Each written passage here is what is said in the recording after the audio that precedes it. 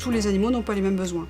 Donc l'alimentation de précision, c'est quelque part pouvoir apporter la bonne quantité de nutriments, le bon jour au bon animal, pour de bonnes performances économiques et de bonnes performances environnementales.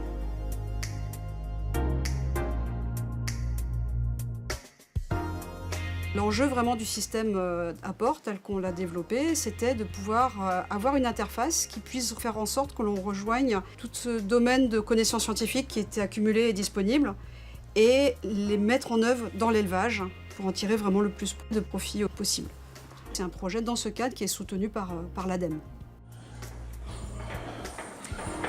Voilà, là on est au cœur du dispositif Apport qui est organisé en 3 zones. La case de tri dans laquelle on se trouve actuellement, l'aire d'alimentation et l'aire de vie. Et le nœud du dispositif, c'est la station de tri et de pesée dont Lucie va vous présenter le principe de fonctionnement. Quand les porcs veulent accéder au DAC, ils doivent d'abord passer par la station de tri qui va s'ouvrir seulement s'il y a un DAC de disponible. Et à ce moment-là, le porc va pouvoir rentrer dans la station de tri, être pesé instantanément. Et ensuite, les portes vont s'ouvrir en sortie pour les laisser se diriger vers l'un des DAC disponibles. Quand un animal rentre dans une station d'alimentation, il est identifié. Son numéro est envoyé à l'ordinateur qui vérifie s'il a déjà mangé toute la ration du jour ou pas. S'il a encore le droit de manger, on va lui délivrer des doses d'aliments dont la composition est adaptée à ce qu'on a décidé pour lui ce jour-là, c'est-à-dire une proportion d'aliments A ou d'aliments B. Et il reçoit comme ça des doses de 100 grammes. Et une fois qu'il a fini une dose, il en reçoit une autre s'il a encore le droit.